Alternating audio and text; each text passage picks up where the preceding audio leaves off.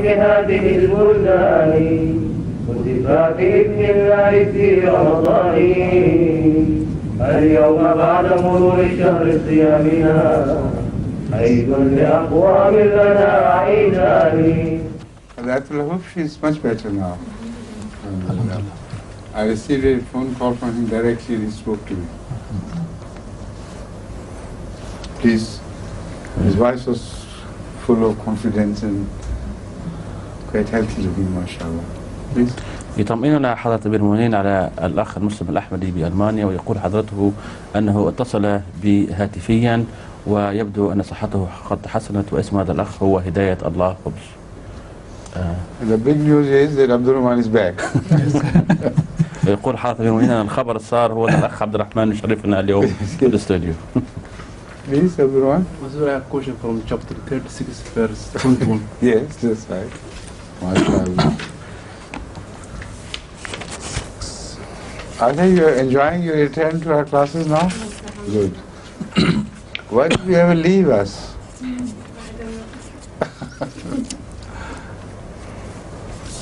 Well, you had a right for a holiday, of course, after the marriage, yeah? This verse is number 21 from Surah Yasin. A'udhu billahi minash shaitanir rajim. وَجَاءَ مِنْ أَقْصَى الْمَدِينَةِ رَجُلٌ يَسْعَى قَالَ يَا قَوْمِ اتَّبِعُوا الْمُرْسَلِينَ اتَّبِعُوا مَنْ لَا يَسْأَلُكُمْ أَجْرًا وَهُمْ This is the مُهْتَدُونَ. same, isn't it? Continuation. Continue after a few verses. Achha. Previous one. That's the same Yes. incident. The translation has been given here as follows. And from the farthest part of the town there came a man running. He said, O my people, follow the messengers. Follow those who ask of you no reward and who are rightly guided. The point is you first relate the whole thing, otherwise I'll not be able to answer it. Huzur, in the same chapter previously we were discussing and Huzur was explaining these two verses. No, just before that verse which you quoted, the verses 1 or 2 before. I see. Let's put that verse into the proper context. Yes.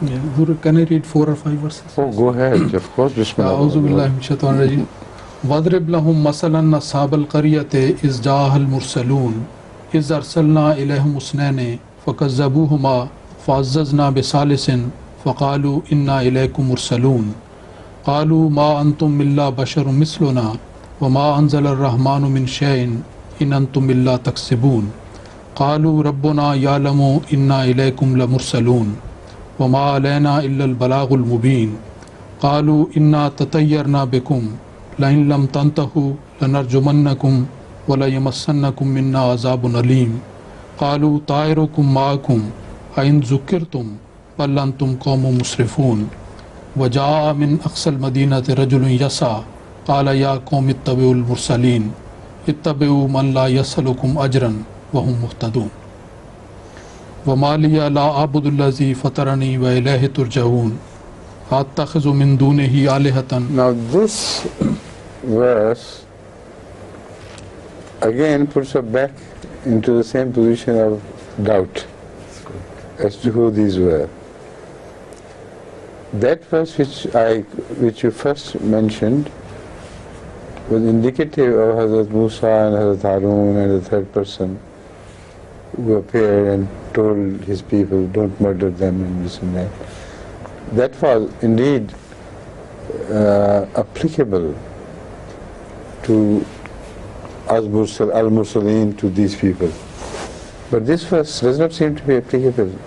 It seems to indicate a different story altogether. So let's take up the issue all over again. Read that. Offhand, no such incident comes to me with reference to history, with reference to the human history and that of prophets. I don't remember any such incident having been quoted either by the Holy Quran, elsewhere I mean, or by any divine book which tells us of 3 prophets having been sent. Because here the verse, the expression is very clear. It is not it does not refer to Moses and Harun alone. It refers to 3 different prophets of equal status as Al-Mursaleen. You understand? So, thank you for pointing out, but this has created a grave problem for us now. Thanks to you again. Please tell me. يقول حضرة المؤمنين أن هذه الآية التي استفسر عنها الأخ عبد الرحمن لها علاقة بالآية التي فسرها حضرة أمير المؤمنين منذ بضع حلقات، ويواصل حضرته تعليقه ويقول أن هنالك كثير من التفاسير من أكدوا أن الشخص الأول كان حضرة موسى ثم الثاني حضرة هارون عليهما السلام، والشخص الثالث هنالك إمكانية أن يكون ذلك الشخص الصالح من العائلة الملكية الفرعونية. ولكن في الآية التي استفسر عنها اليوم هنالك قضايا أخرى جديدة تطرح لأول مرة، فهنالك رجل نكرة هنا، هنالك مدينة، هنالك أمور أخرى. ويقول حاتم المؤمنين إذا نركز على الآية الأولى لا أتذكر شخصيا حادثة في القرآن الكريم ولا في تاريخ الديانات تتحدث عن 3 أنبياء أرسلهم الله سبحانه وتعالى في نفس الظروف وفي نفس الوقت إلى نفس القوم لأداء نفس المهمة. فلذلك أشكر هنا مرة أخرى الأستاذ عبد الرحمن لأنه مرة أخرى سيعطينا هذه المشاكل التي سنحاول أن نضفي عليها كثير من الأضواء إن شاء الله. One thing which I can say for certain is the style of this verse. Aqsa al-Madina is a reference to Egypt of the time of Hazrat Musa alayhi salatu wasalam. The word Aqsa al-Madina, the expression is used elsewhere also. Somebody is coming from one end to the other. The 2 ends of the Medina of that period, of Egypt, of Cairo, should we call it, where at one end the pharaohs and the great royal houses are built. The pharaoh's palace and the great royal houses are built, and the other end is the end of the common people, most often Israelites. So that is why, with reference to the story of Hazrat Musa alayhi salatu wasalam, when it is decided that he should be murdered because he killed a man of the royal house, you read this, a man came running to him from Aqsa al-Madina. You remember that? So the style is still, strangely, the same style as that of the Egypt of the time of Hazrat Musa alayhi salatu wasalam. So but it adds a 4th man in fact now. But when a 4th man is added, then Al-Mursaleen cannot refer to that 3rd man because he was not a Mursal as such. And he was not rejected as a Mursal. So this is the added problem, which we must understand clearly. The verse's style is that of the time of Hazrat Moses, and the Medina seems to be the same place of Cairo of olden days, but at the same time, this man who hurries from one place to another seems to be the 4th man, not the 3rd man. But then he refers to all the 3, if they are 3, as prophets of Allah who have been rejected. The only thing which is I think which must be investigated now is whether 3 are mentioned or just Mursaleen are mentioned. Azazna Salisin is a very clear expression which includes 2 prophets and a 3rd person. But here, read it again and we should find out, we should concentrate on this. Never before I took notice of this. Thank you for reminding me of all this.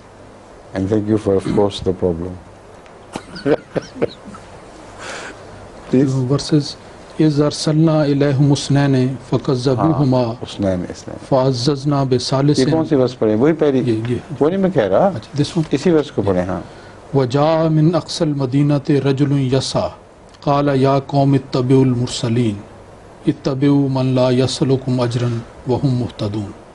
ये इससे पहले क्या है? इससे पहले वर्ष पढ़ें। इससे पहले है कालू इन्ना ततय्यरना बिकुम लइन लम तंतहु लनरजुमन्नकुम वलयमस्सन्नकुम मिन्ना अज़ाबुन अलीम कालू तायरुकुम माकुम अइन ज़ुकिरतुम बल अंतुम कौमुम मुस्रिफून। आगे वजा मिन अक्सल मदीनति रजुलुन यस्सा क़ाल या कौम इत्तबिउल मुरसलीन इत्तबिउ मन ला यसलुकुम अजरन वहुम मुहतदून।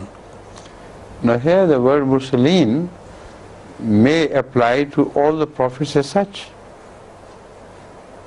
That seems to be the only solution to me, because the context is the same. And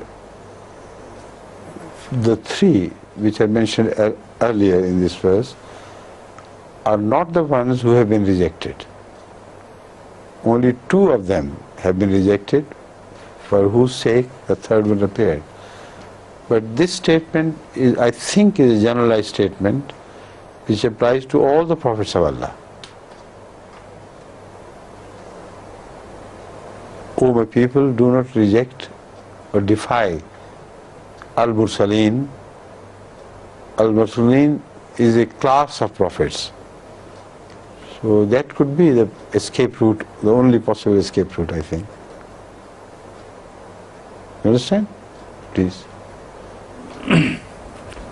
يقول حضرة أمير المؤمنين أن لهذه الآية أسلوب فريد من نوعه.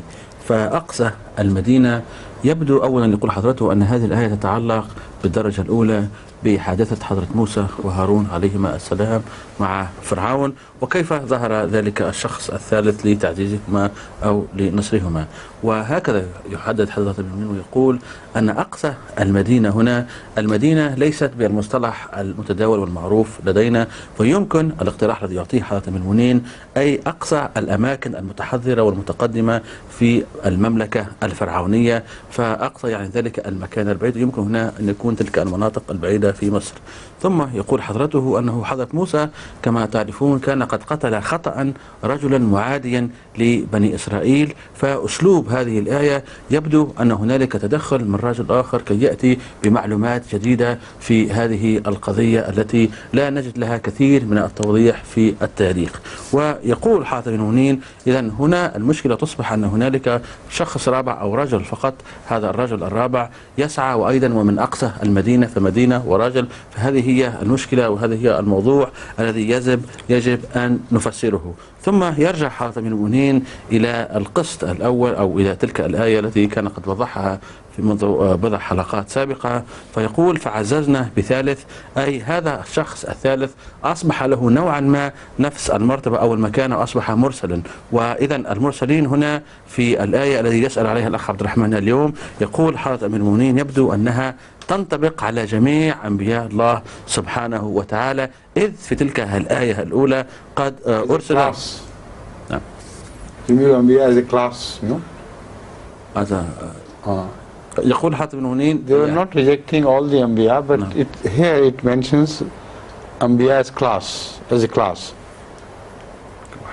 Right. يقول حاتم بن منين يعني جميع الأنبياء كوحدة متكاملة وكذلك. They did not definitely reject all the prophets which were raised to them.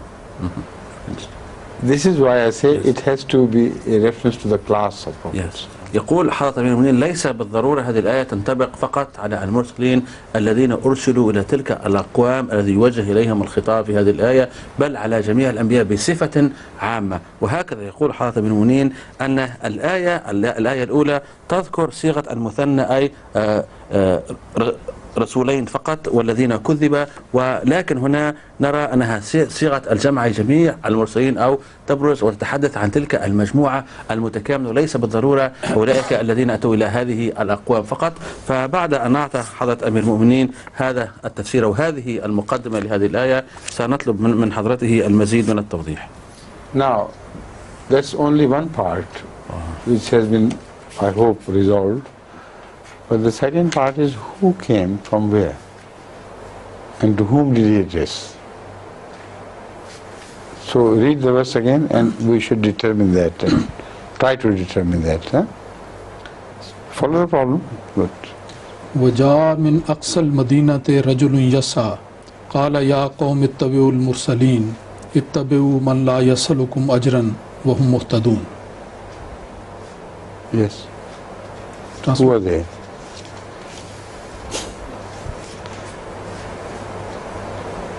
Read again, read further, on.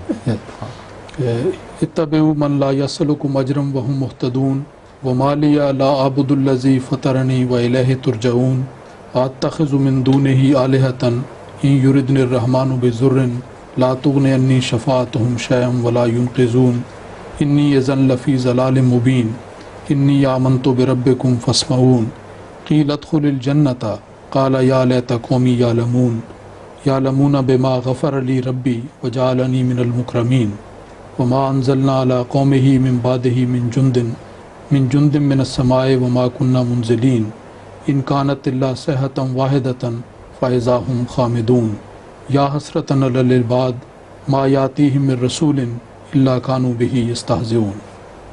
Now, which people are they? Sahatan Wahida is also mentioned.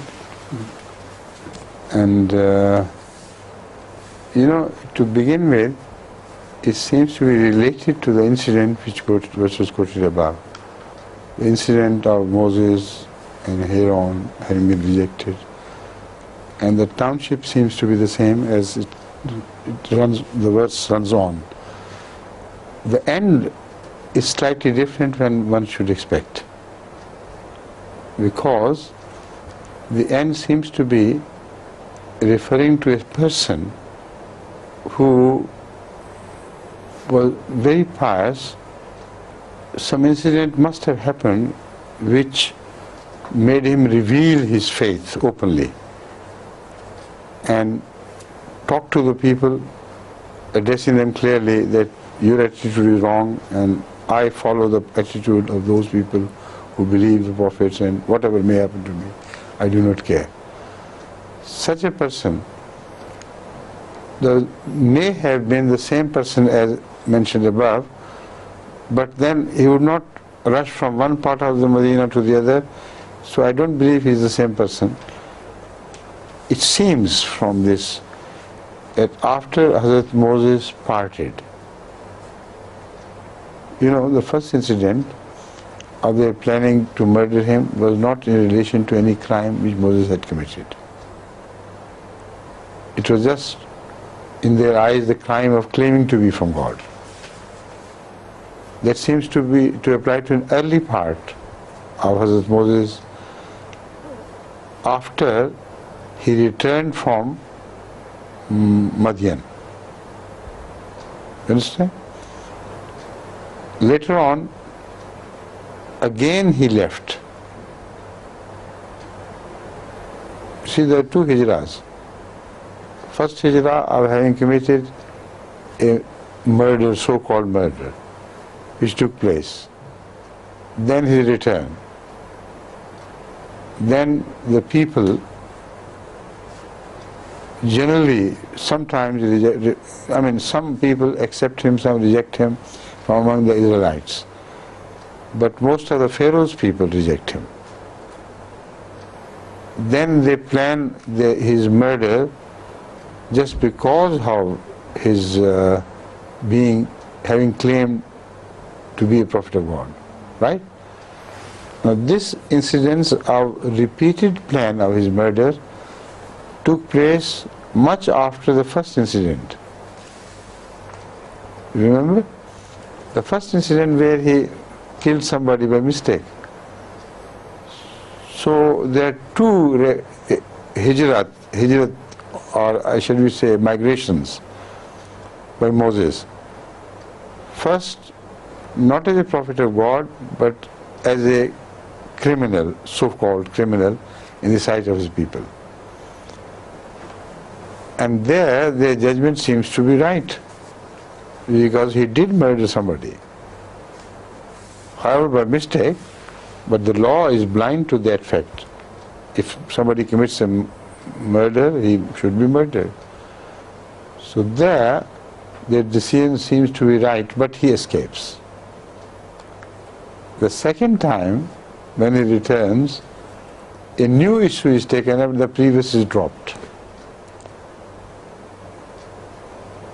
No reference is given to their planning of murdering him because he had murdered somebody.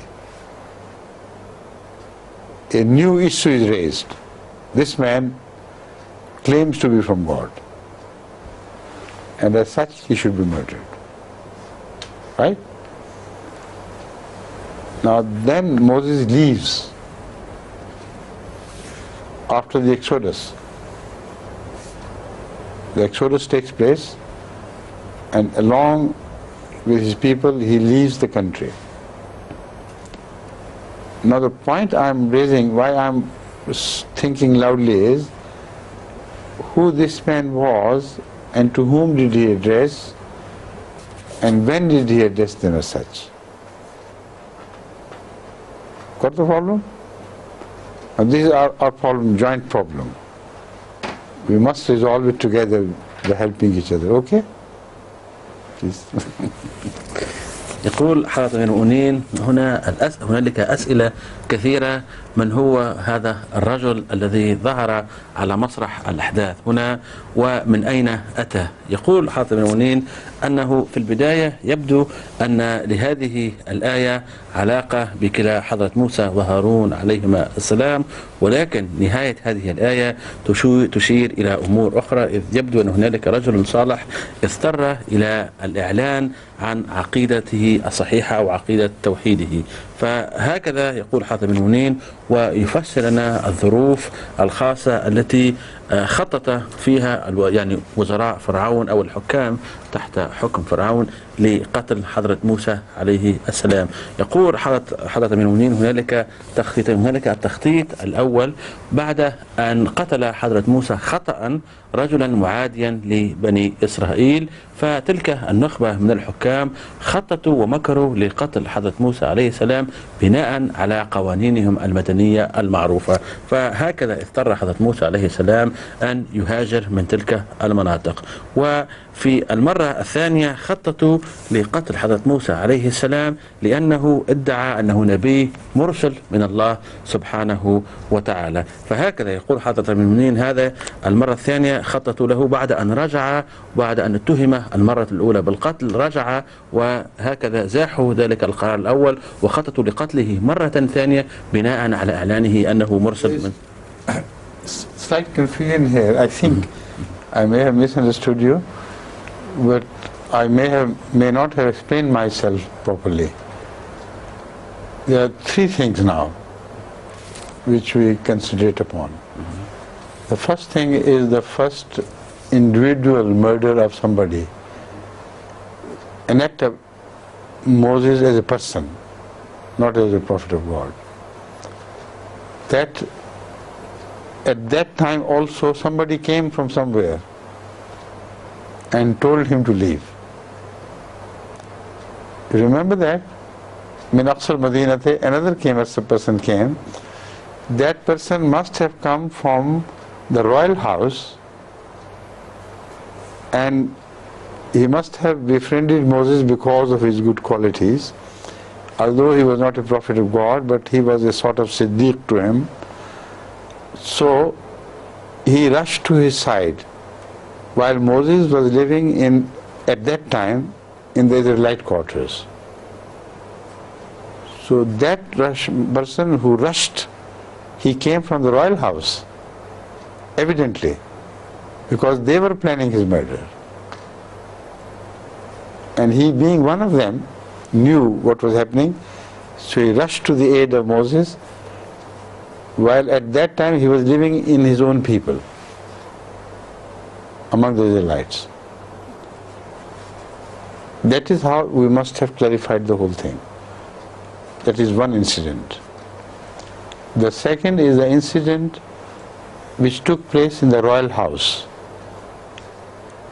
And Aziz na huma bi salisin is the incident where nobody came from another quarter.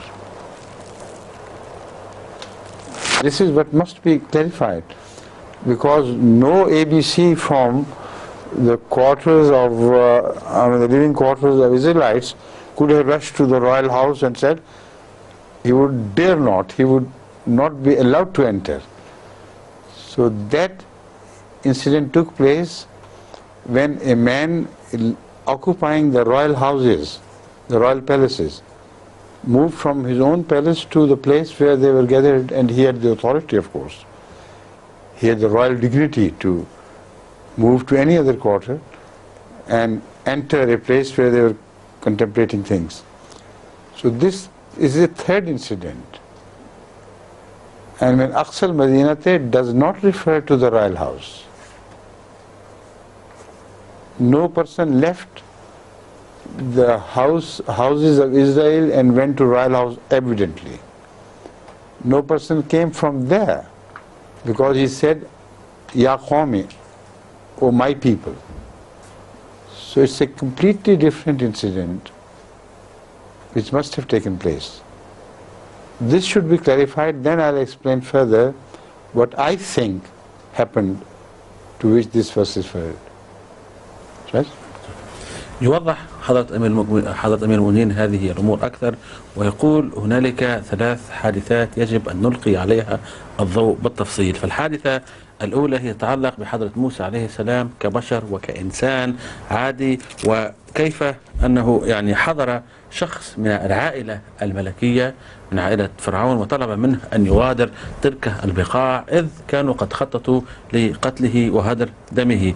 وحضرة موسى عليه السلام في تلك الظروف وفي هذه الحادثة الأولى كان يعيش في تلك المناطق وفي تلك البيوت المخصصة لبني إسرائيل، والرجل الذي أنذره وطلب منه أن يغادر كان يعيش في البلاط الملكي أو في القصر الملكي، وخرج من هنالك وأخبره بهذا. والحادثة الثانية هي تلك التي وقعت في القصر الملكي الفرعوني، وكيف أن الله سبحانه وتعالى عزز حضرة موسى وهارون بشخص ثالث من العائلة الملكية كانت له السلطة في الدخول مباشرة على هؤلاء الذين لهم السلطة، وقد أخبرهم بتلك الكلمات المبنية على الحكمة. فهذه هي الحالة الثانية التي وقعت في القصر الفرعوني. ثم يقول حضرة أمير المؤمنين: لكن هذه الآية التي نحن نحاول أن نلقي عليها بعض الأضواء في حلقة اليوم تتحدث عن رجل أتى من أقصى المدينة، ولم يأتي هذا الرجل من البلاط أو القصر الملكي. إذن وهذا الرجل يبدو أنه ليس له علاقة مباشرة بهذه العائلة الملكية، لأنه أيضا قال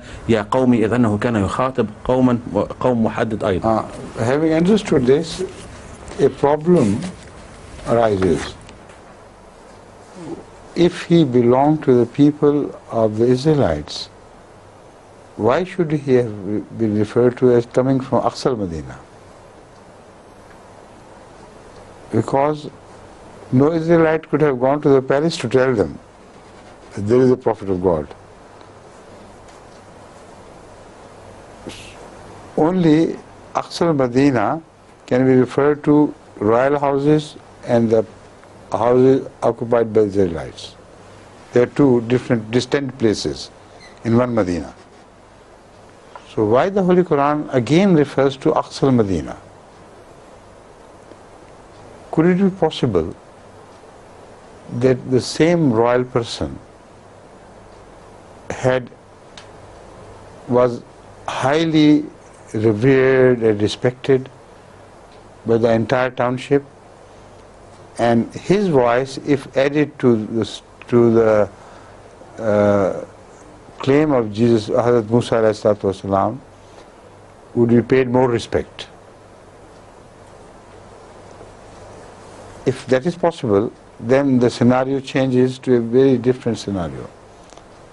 Then it means that after Hazrat Moses had claimed, after the row had started, the people of Hazrat Moses and Aaron did not agree altogether to their prophethood. There must have been rows among them. Some might have just succumb to their superior political authority, and they might have been convinced that to leave this country and move away is right. Now we understand that after the Exodus, a large number from among them were not true believers. So this incident possibly took place before the Exodus and after Hazrat Musa was rejected, and he was living in the quarters of the Israelites.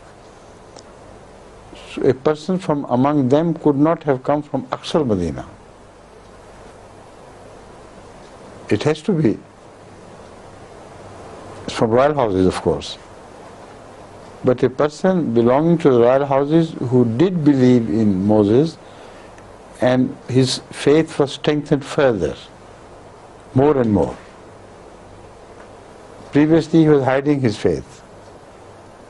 If he is the same person, then he grew powerful and stronger. When he addressed them as Aminu, obviously his faith was revealed. So the reference of the Holy Quran that he concealed his faith was no longer applicable to that person. When he openly said, don't do this to him, don't do this to them, and so on and so forth, then he must have revealed himself. As such, that person must have been a very big person who could not be touched. Like Pharaoh's own wife. She believed in Moses. She was tortured in so many ways, mentally I mean, but physically she was not touched. And she remained safe in the same palace. So this reference raises the image in my mind of perhaps the same person. This time he is openly known in the whole township as a believer in Moses. But because of his royal position, nobody touches him. He knows that Moses is not properly treated by his own people. And doubts are spread about him, and things are said about him and his brother. So perhaps he decided to help Moses by supporting his cause. And as such, if this is the man, he must have grown more and more pious in the sight of Allah. You understand? As such, when he died, he must have been treated with honor by Allah's angels, and he remembers at that time what he had done, and his people did not fully agree with him, and he says, Ya layta qawmi, or oh why, oh woe to the people, my people. Had they only known how Allah has treated me, then they might have treated Moses with respect and Aaron with respect, and might not have gone astray. This seems to be a possible scenario to me. If I'm wrong, I'll have to reconsider the whole verse and things, but I can't see any other explanation of this verse which may fit into this context. If anybody has an idea, let him suggest to me. Okay, please. يقول حضرة أمير المؤمنين: إذا كان هذا الشخص الذي نحن بصدد توضيح هذه الآية، وخصوصا بتوضيح الأمور المتعلقة به، يقول حضرة أمير المؤمنين: إذا كان هذا الشخص من بني إسرائيل، القرآن الكريم ليس من الحكمة أن يذكر أقصى المدينة، إذ أقصى المدينة تشير إلى تلك الأماكن المتحضرة وتلك الضواحي الثرية التي كان يقطن فيها ويسكن فيها أولئك يعني أقارب العائلة الفرعونية، وبني إسرائيل هؤلاء لم يحصل لهم الحظ أن يسكنوا في تلك المناطق النائية المتقدمة. إذن يواصل حضرة أمير المؤمنين ويقول أن يبدو أن هذا الشخص هو من تلك العائلة الملكية الفرعونية، وسنفسر لحضراتكم هذا الاقتراح الذي يقدمه حضرة أمير المؤمنين.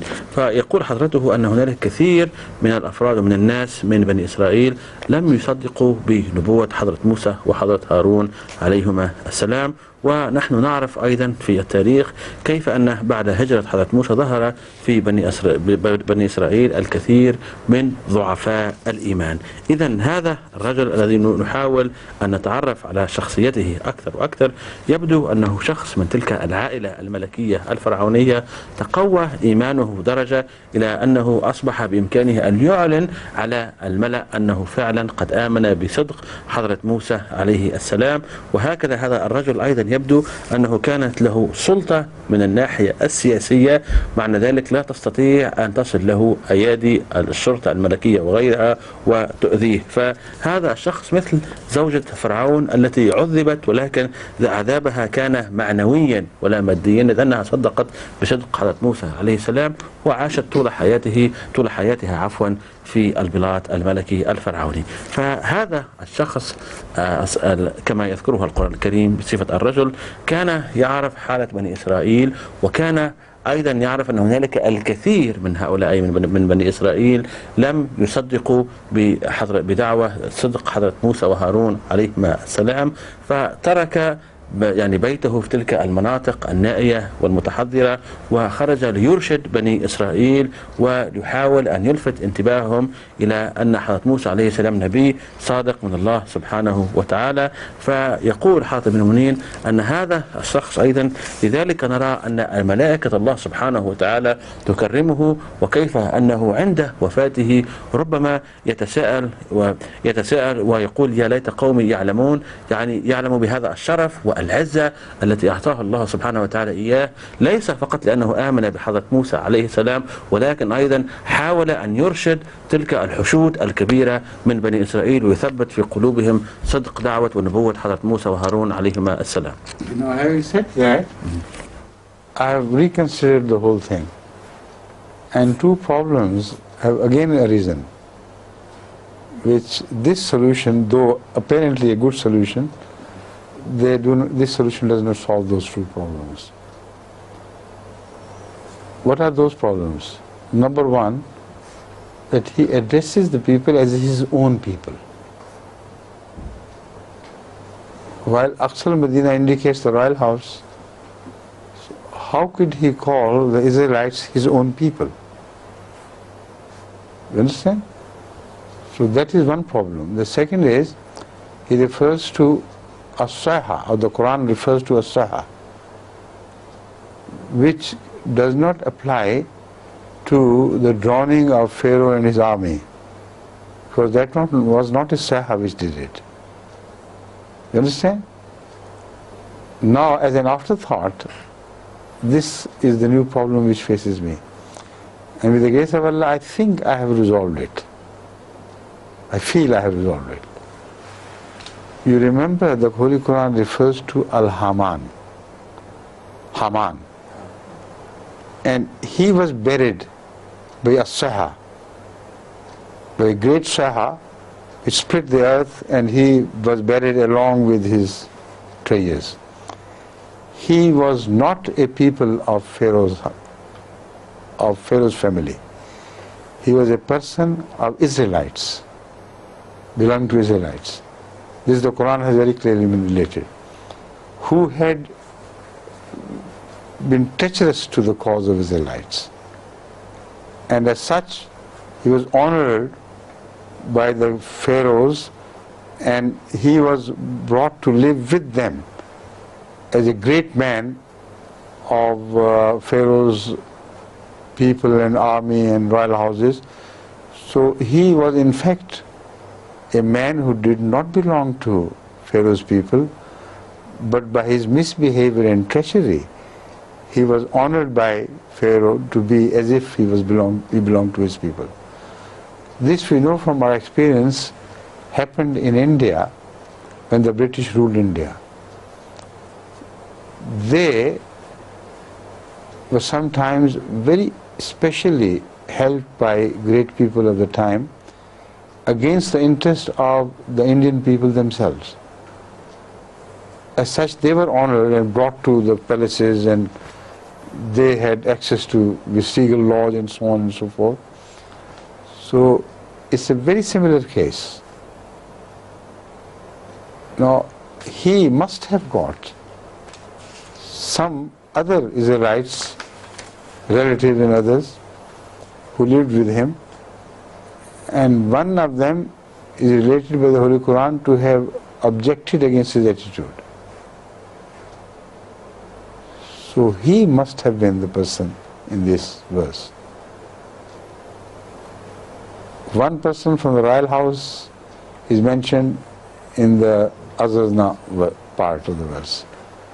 One person from the Israelites who betrayed their cause and who was a traitor to them and had become a sort of royal person.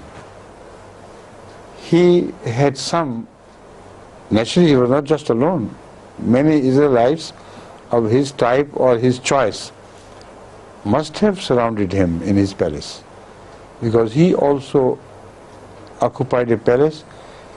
He was so great, he rose so great in the sight of pharaohs that nobody could touch him, and he was allowed to build his own palace. Now, when I investigated him in a separate exercise, I don't know whether I spoke of this in this class or not, but I found out that this man was a means of amassing wealth for the pharaohs. He was a means of amassing their personal wealth, and he was instrumental in that, because he was the person who had access to buried treasures of the past pharaohs, and he had bands with him who would go to the old pyramids and knew where the treasures were buried, and he used to take them out and share it with pharaohs of the time, or the pharaoh of the time. In this way, he was indispensable. Like during the Second World War, some people became indispensable to Nazi Germany because they removed the most valuable pieces of art belonging to Hitler and others to safe deposits in Switzerland. So I don't want to go into the detail of that history, but people who know the history of the Second World War know it, that they were in fact spies of the West, but nobody could touch them, because he has gained a reputation for being for being of help to such people who wanted to save their money. So the selfish motives got better of the people in power, and nobody suspected him of being a spy. Such was the importance of this person, Haman. And he lived a free life of his own, and it is not possible for us to imagine, visualize, that he lived entirely surrounded by the people of Pharaoh. His own people who wanted to gain power through him must have advanced around him. And as such, we read in the Quran that some of those who spoke of his greatness were not the people of Israel who lived at the other end. They were the same people who lived in his house and around him as subservient to him, and they used to be jealous of his greatness and his wealth. So some of them mentioned, we wish we had this wealth. And some of them disagreed with him. And they were inclined to be pious. So after this incident of an earthquake or something which buried him and his money alive in the ground, it must have been a great earthquake with a great saha. Then the Holy Quran tells us that the pious people among them said, didn't we say, this is not good. in vain you wished is worthwhile. God has taught you a lesson. I'm speaking in general terms, not referring to the verse and its translation. Now, could it be possible that one of Haman's court believed in Moses, like one of Pharaoh's court also believed in him? So that justifies a separate reference, like we find it here. So that man must have gone from royal palaces, because Haman had his own palace in the same area. He must have noticed that Moses and Aaron are not treated with the due respect, and their own people many of their own people have rejected them. As such, he could go there and tell them, look here, you are my people, I know. They are right. So Al-Mursaleen can be a general reference to all the Mursaleen, but this resolves both the problems for us. Why a Saha is mentioned instead of flooding of the people, instead of the flood, and why the person manifests himself or indicates himself to be belonging to the people of Israel, despite being from Aqsa al-Madinah. What do you think? Is it more satisfactory? At least it satisfies me now. I think previously I suggested things, but it had flaws. Now I'm satisfied. Let's hope this is the true explanation, please. يعدل حضرة أمير المؤمنين الاقتراح الذي قدمه لحضراتكم آنفا، ويقول أنا سأقدم الآن الاقتراح أرى شخصيا أنه أقرب إلى المنطق من الاقتراح السابق. فيقول حضرة أمير المؤمنين أن هنا كلمة يا قومي، هذا النداء يا قومي يبدو أنه موجه إلى بني إسرائيل، وهذا الرجل من أقصى المدينة، فتصبح هنالك مشكلة جديدة، لأن أقصى المدينة تلك المناطق النائية كان يسكنها فقط أولئك الذين لهم علاقة دموية أو سياسية بالعائلة الحاكمة الفرعونية، فيستحيل على أي شخص من بني إسرائيل أن يسكن في هذه المناطق. وأيضا هنالك الصيحة المذكورة في هذه الآية يبدو أنها ليس لها علاقة بفرعون وجيوشه، إذ هنالك مياه وفيضانات وغرق فرعون وجيوشه، وليست هنالك صيحة كما نعرف. فيقول حضرة أمير المؤمنين الاقتراح الذي أقدمه هنا والذي أراه أقرب شيء للمنطق هو أن هنالك شخص كان له مكانة سياسية هامة وحساسة في العائلة الملكية الفرعونية من ناحية السلطة السياسية، وهذا الشخص اسمه هامان، وبين القرآن الكريم أنه من بني إسرائيل، أن هذا الشخص هامان أنه من بني إسرائيل، وباع قضية بني إسرائيل، وأصبح جاسوسا أن يعطي فرعون كل تفاصيل وأسرار بني إسرائيل. فهكذا لما قام بهذا العمل أكرمه فرعون، ورويدا أعطاه سلطة ومكانة سياسية. وتعرفون هذه الخصال الموجودة في بني إسرائيل، وكيف أنهم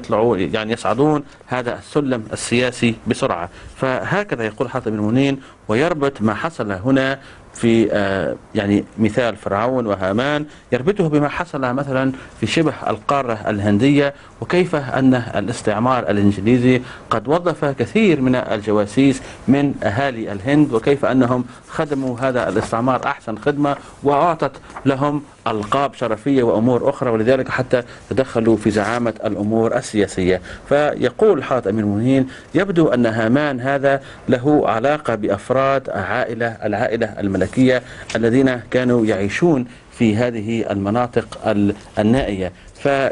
فيربط الآن حضرة أمير المؤمنين حادثة هامان هذا بذلك الشخص الأول الذي قيل عنه في القرآن الكريم فعززنا بثالث. يقول حضرة أمير المؤمنين في الآية السابقة عززنا بثالث، هذا الرجل كان من العائلة الفرعونية والذي آمن بحضرة موسى عليه السلام وأنظر الناس أولئك الوزراء الذين خططوا لقتل حضرة موسى عليه السلام. ولكن في هذه الآية هنالك رجل أتى يعني يسعى من أقصى المدينة، فكيف يعيش شخص من بني إسرائيل في أقصى المدينة وفي تلك الأماكن المتقدمة المخصصة فقط لفرعون وأفراد عائلته؟ فهذه المناطق لا يستطيع أي شخص من بني إسرائيل أن يعيش فيها. ولكن هامان هذا بما أنه أصبح جاسوس وباع قضية بني إسرائيل إلى فرعون، إذن كان بإمكانه وخول له أن يبني قصره في تلك المناطق وتلك الضواحي المتقدمة المشار إليه في هذه الآية بأقصى المدينة. فيقول حاطب بن مؤمن ويوضح أكثر عن هامان هذا ويقول أنه كان على هامان. Yes. I should have said Qarun. قارون. I'm sorry. Correct me. Wherever I said Haman, I had in my mind Qarun, not Haman. يصحح حضرة أمير المؤمنين ويقول أنني الاسم الصحيح لهذا الشخص هو قارون وليس هامان، وبهذه الصفة نحن يعني أراجع شخصيا نيابة عن حضرة أمير المؤمنين ما قلته أن هذا الشخص هو قارون. فقارون هذا لعب دورا هاما في تطوير ثراء الفراعنة، إذ كان على دراية هامة وكافية بالمجوهرات والذهب والألماس وغيره الذي دفنت مع الفراعنة، وكان على علم متقدم بهذه الأمور، فكان بإمكانه أن يذهب إلى تلك الأماكن ويخرج هذه الثروات ويقدمها للفرعون الحاكم في ذلك الوقت. وهذه الطريقة ومعرفته هذه قد أعطته مكانة وسلطة وقرب من الفرعون الحاكم، فهكذا بهذه الصفة قد حول له أن هو الآخر ثراؤه يكبر رويدا وتمكن من بناء قصر في هذه المناطق النائية المتقدمة المخصصة فقط لفرعون وأفراد عائلته، أولئك من كبار القوم الذين لهم علاقة مباشرة بالعائلة الملكية. يقول حضرة أمير المؤمنين ويرجع مرة أخرى ويضرب مثال على ما وقع في الحرب العالمية الثانية، ويقول خلال هذه الحرب كان هنالك جواسيس مشهورون ومعروفون أيضا، ولا يستطيع أي شخص إحداث الضرر بهم واغتيالهم بنفس هذه الطريقة، إذ كانت لهم نوع من حراسة أو مكانة سياسية هامة. فنفس الظروف انطبقت على قارون في هذه الظروف أيضا. يقول حضرة أمير المؤمنين بطبيعة الحال بما أنه أصبحت له مكانة وزعامة سياسية وقصر وكل هذه الأمور، يبدو أنه قد وظف بعض الخدم من بني إسرائيل أو وظف بعض الإداريين أو الناس من أقاربه من بني إسرائيل، وأيضا أعطاهم غرف أو منازل في قصره. فيبدو أن هذا الرجل الذي أتى يسعى من أقصى المدينة كان من بني إسرائيل، بل كان يقطن في قصر قارون هذا. فلما سمع بتلك هذه الظروف لذلك هو خرج أو أتى من أقصى المدينة من تلك الأماكن المخصصة لفرعون وأهله، ولكن هو كان من بني إسرائيل يقطن في قصر هارون. فهنا يوضح حضرة المؤمنين ويقول لذلك أعدل ما قلته آنفا. وأيضا النقطة الهامة هذه الآية تذكر الصيحة، فالصيحة هذه هو ذلك الزلزال العظيم الذي دفن من جرائه قارون هذا وثراؤه. قارون هذا دفن حيا وكل ما كان ما عنده من ذهب ومجوهرات. could be the great violent sound created by zalzala. And that zalzala can cause people to be buried alive. As I read the verse, this hasiba is a different thing. But when you speak of as-sahha, it is related to two different possible phenomena. Some people may have been destroyed by a great sound, but not necessarily buried. Some people may also be buried because of az-zalzala and that sound. So it is the beauty of the Quran that it relates all these incidents in this sequence, where as-sahha can refer to Samud as well as to Qarun. In case of Qarun, it describes how the Sahha might have affected him. So I'm going to read this verse now to you. Have you finished? Yeah, you may continue. Yes. أعوذ بالله من الشيطان الرجيم بسم الله الرحمن الرحيم وقارون وفرعون وهامان. See people, وَلَقَدْ جَاءَهُمْ مُوسَى بِالْبَيِّنَاتِ فَاسْتَكْبَرُوا فِي الْأَرْضِ وَمَا كَانُوا سَابِقِينَ. They could not run away from Allah's decree. كُلًّا أَخَذْنَا بِذَنبِهِ فَمِنْهُمْ مَنْ أَرْسَلْنَا عَلَيْهِ حَاصِبًا. Because before the people of Samud are mentioned, whom Hasiba had taken over. Rain of stones, buried them. وَمِنْهُمْ مَنْ أَخَذْنَاهُ السَّيْحَةُ وَمِنْهُمْ مَنْ خَسَفْنَا بِهِ الْأَرْضَ وَمِنْهُمْ مَنْ أَغْرَقْنَا. Now the order is not clear to me because I don't exactly remember the order in which these incidents took place. But one thing is clear to me.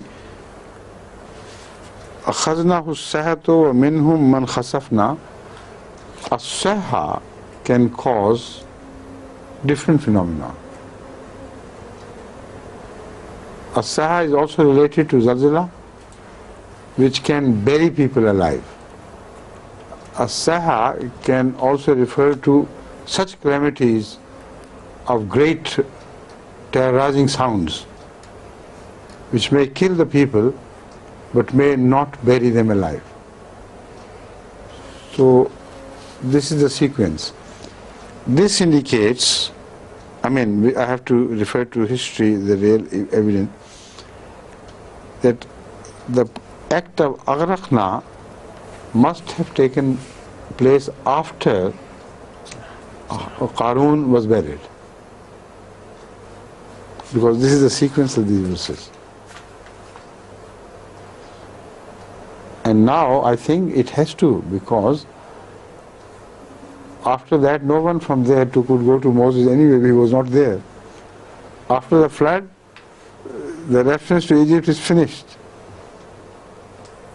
Then we move along Moses and what happened to him later on. The history we develop later. So this verse of the Quran also indicates that Qarun's burial must have taken place before the incident of the flood. See? Thank you for your question. It has revealed so many new things to me. While I read these verses, almost with closed eyes. It never occurred to me that these have to be resolved. Thank you. And the time is over. I'll give a brief next time. Huh? Yes. Next time? I'll give a brief of the whole thing. Okay. Inshallah. Assalamu alaikum. Assalamu alaikum wa rahmatullahi wa barakatuh.